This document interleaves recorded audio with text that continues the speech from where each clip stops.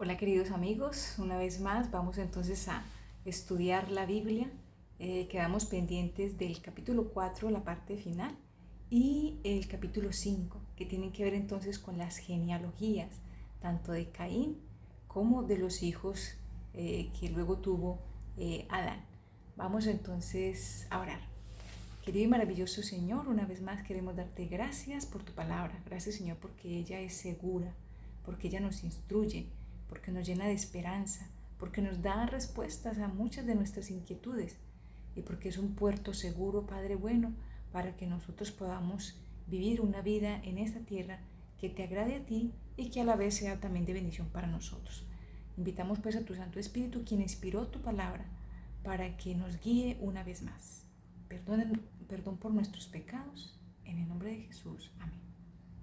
Muy bien, ahí al finalizar el capítulo 4 de Génesis, vemos entonces que a Caín se le va a imponer como una marca porque él había matado a su hermano Abel, y pues esa marca también tiene mucho que ver con el carácter que él desarrolló, que es un carácter de maldad.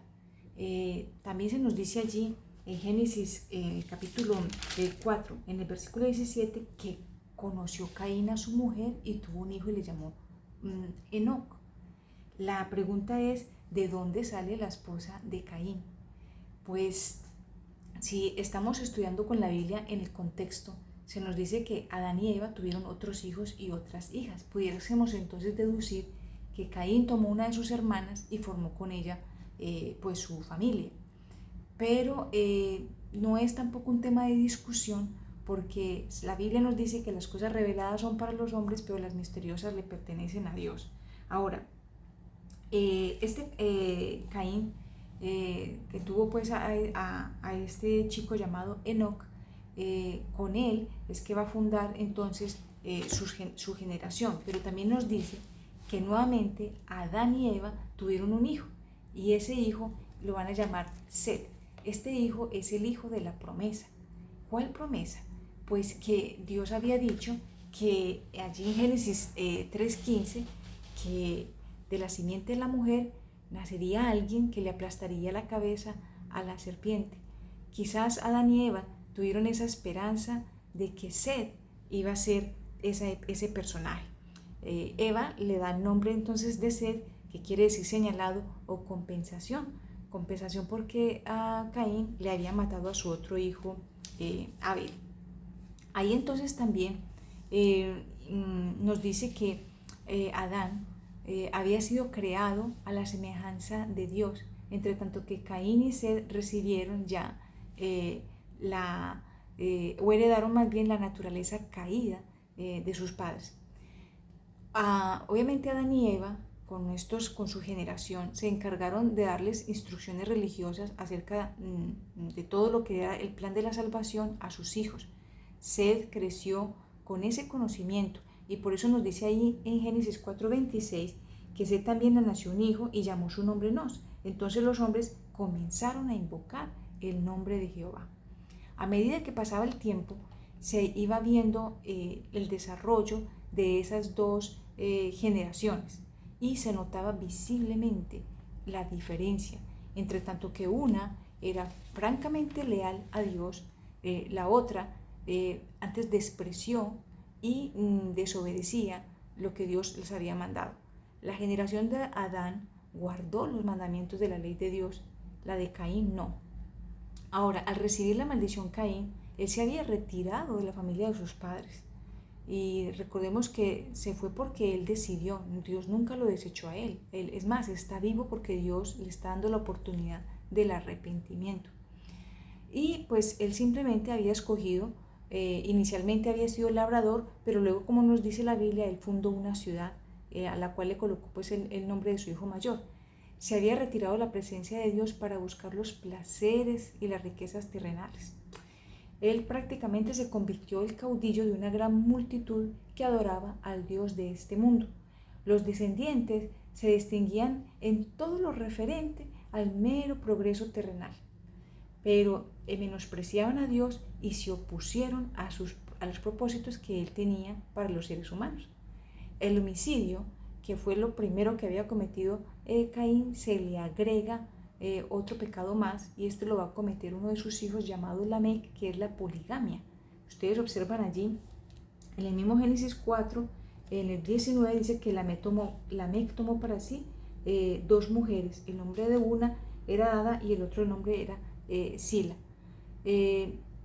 Este chico, Lamec, menciona a Dios, pero de una manera jactanciosa, solamente para decir que como él había matado a un hombre, a un joven dice allí, entonces él dice que si su papá iba a ser vengado 7 veces, pues que él 70 veces 7. Solamente para eso entonces lo nombra. Seth había llevado en cambio una vida pastoral. Él había habitado en tiendas y se había apartado bastante de esta generación, mientras que ellos vivieron así separaditos, pues había un culto santo para el Señor, mejor dicho, era puro. Pero que a pesar que al transcurrir el tiempo, ellos se fueron como acercando poco a poco y se empezaron a mezclar. Y esta asociación lo que produjo fueron pues terribles resultados. En Génesis 6, del 1 al 2 nos dice: aconteció que cuando comenzaron los hombres a multiplicarse sobre la faz de la tierra y les nacieron hijas, y viendo los hijos de Dios que las hijas de los hombres eran hermosas, tomaron para sí mujeres escogidas entre todas. Los hijos de Dios son aquellos que obedecen a Dios, y los hijos de los hombres son aquellos que no reconocen a Dios. Entonces vemos cómo estas dos generaciones se empezaron a mezclar, y los hijos de Seth pues hicieron lo que no agrada a Dios al tomarse o formar matrimonios con esa generación depravada. ¿Y qué pasó? Pues que los hijos de Dios llegaron a ser semejantes a los hijos de los hombres. Es triste, ¿no? Porque ellos menospreciaron precisamente también el séptimo mandamiento. Ahí nos dice que ellos simplemente tomaron mujeres, se escogían simplemente como les apetecía. Habiendo conocido a Dios, no glorificaron a Dios ni le dieron gracias. Al contrario, se envanecieron en su razonamiento, y su necio corazón fue entenebrecido. Por lo tanto, Dios los entregó a una mente depravada para hacer cosas que no deben, como nos lo dice Romanos 1, 21 y 28. El Señor nos da instrucciones de cómo debemos hacer las cosas para que nos vaya bien, pero cuando el hombre se empecina en hacer su propia voluntad, entonces Dios se retira y permite que el hombre experimente sus propias consecuencias. Y realmente yo creo que todos hemos visto las consecuencias cuando una persona se aparta totalmente de Dios. Pues obviamente encontramos que su carácter se degrada totalmente. Así que el pecado se extendió por toda la tierra como lepra mortal. Adán vivió casi 1000 años para ver cómo se desarrollaba pues lo que él con Eva había esa decisión que ellos tomaron de ser desleales. Él podía ver cómo se propagaba esa maldad sobre las generaciones, pero él también se esforzó en contarles a sus nietos, hijos, primero hijos, nietos, bisnietos, tataranietos, acerca de la caída, acerca de todo lo que había pasado allí, cómo ellos habían tomado ese fruto, y a causa de eso pues había recibido la tierra una maldición, pero también les contaba acerca de la misericordia de Dios y de un redentor. Obviamente nos imaginamos que Adán tuvo una vida llena de tristeza, pero también de una vida de contrición. Ahora, esa época no es como nos la han pintado, que era una época de ignorancia. A nosotros nos presentan unos cavernícolas, para nada. El mismo Adán tuvo instrucción de parte de Dios, y él pudo conversar directamente con Dios, andaba con los ángeles, a él se le explicaron muchas cosas. Por tanto, ellos tenían una mente poderosa, con un intelecto, no, pues nada comparable a lo que vemos hoy en día. Si ustedes y yo observamos, hay personas que se dedican a estudiar, son juiciosos y son de pronto en las ciencias, y cuando tienen 80, 90 años llevan una sabiduría y un conocimiento tremendo, ¿verdad? Entonces, ¿qué podemos decir de personas que alcanzaron hasta 930 años como fue Adán, y 969 como fue Matusalén? De hecho, por eso hay un dicho que dice por allí, es que más viejo que Matusalén, porque Matusalén fue el que más vivió en esta tierra. Así es de que la mente de ellos no se puede comparar con la de hoy en día. Ellos acumulaban ese conocimiento y tenían una memoria increíble, porque ellos no tenían libros escritos, sino que ellos se pasaban sus conocimientos de manera verbal. Y por eso es que tenemos a un Moisés que nos está contando acerca de la creación, porque Adán les contaba a las generaciones todas estas cosas y ellos pasaban de generación en generación la historia hasta que Moisés llegó y pues la escribió. Así de que los antidiluvianos no eran entonces personas ignorantes, todo lo contrario, tenían un conocimiento impresionante. Otro detalle muy importante que no se nos puede olvidar es que allí permaneció un testigo por mucho tiempo, hasta que llegó el diluvio y fue el mismo Edén. Recordemos que cuando Adán y Eva fueron expulsados de allí, quedaron dos querubines en la entrada de la puerta. Cuando estas generaciones querían constatar de pronto la historia que Adán les decía, no era sino ir allá.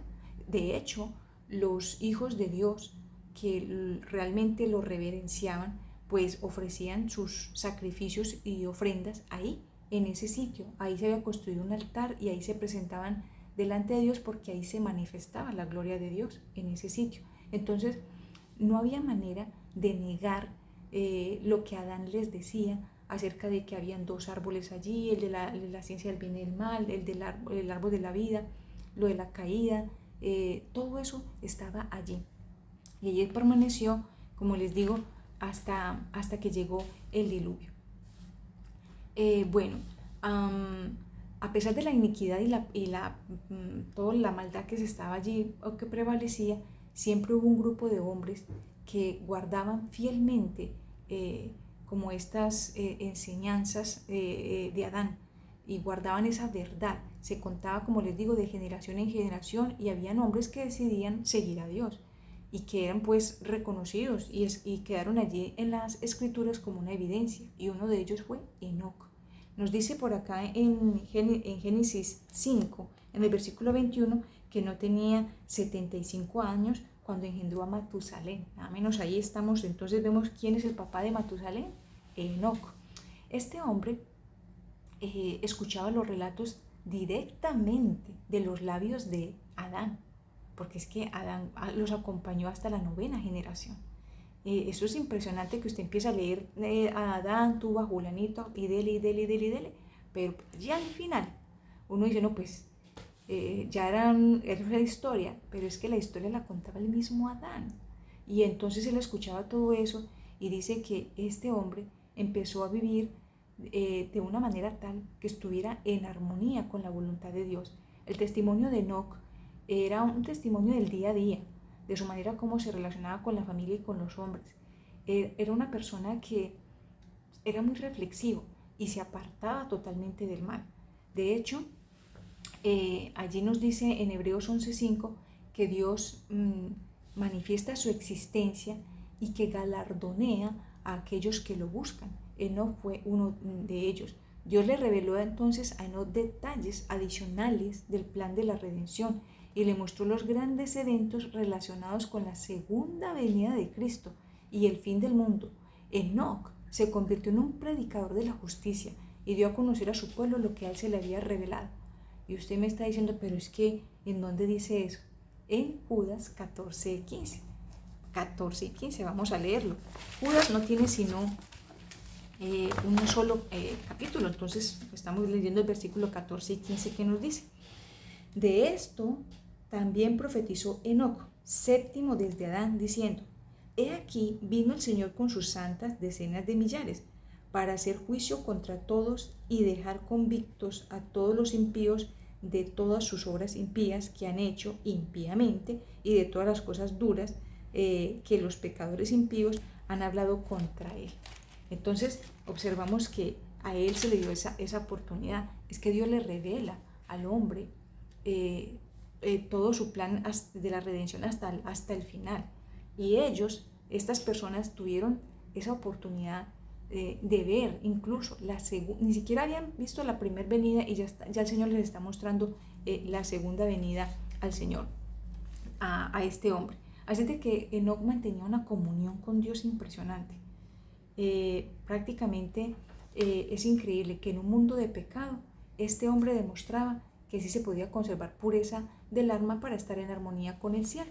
Él anhelaba realmente estar con Dios y por eso nos dice la Biblia, Dios se lo llevó. Ahí nos dice en el versículo 24, caminó pues Enoc con Dios y desapareció porque Dios se lo llevó. Es bastante interesante esto porque precisamente ese traslado de Enoc nos da una garantía de lo que él profetizaba, de que si usted y yo seguimos las ordenanzas del Señor, pues nosotros vamos a ser trasladados al cielo.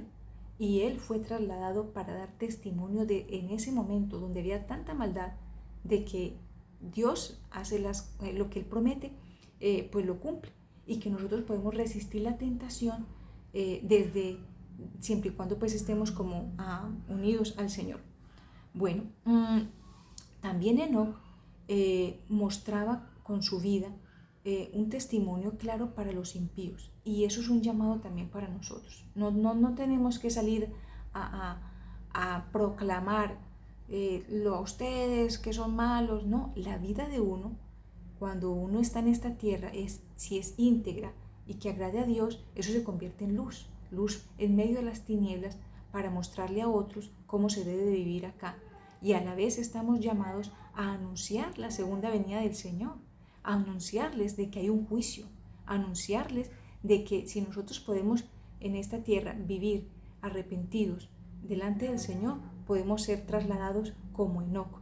Y esto también nos lo dice en 1 Tesalonicenses 4, 16, 18. El apóstol Pablo decía, para los que estemos vivos, porque él se contaba, él creía que él iba a estar de pronto vivos para la segunda venida del Señor. Él decía, para los que estemos vivos en ese momento, también lo dice en 1 Corintios 15, 51, 52. Dice, no todos moriremos, pero todos seremos transformados. Todos seremos transformados. Y cuando dice todos, es aquellos que obedecen a Dios, los que quieren estar con Él. Dice, en un momento, en un abrir y cerrar de ojos, y a la final trompeta. Qué bueno, mis queridos amigos, que nosotros podemos confiar en la palabra de Dios. No solamente Enoc da testimonio de que vamos a ser trasladados al cielo, sino que más adelante vamos a ver a otros dos personajes, como fue Elías. Elías tampoco vio la muerte y fue trasladado al cielo vivo, pero también vamos a ver a Moisés, que después de muerto fue resucitado para ser trasladado al cielo. Y van a representar esos dos grupos, los que van a morir en Cristo, van a ser resucitados. Y eso es una declaración que el Señor está haciendo a través como de su siervo Moisés. Y para los que estén vivos, pero que hayan vivido agradando a Dios, pues no van a conocer la muerte, sino que van a ser trasladados al cielo. Así que tenemos promesas seguras en que el Señor las va a cumplir. Bueno, Dios nos bendiga y nos vemos para estudiar el capítulo 6.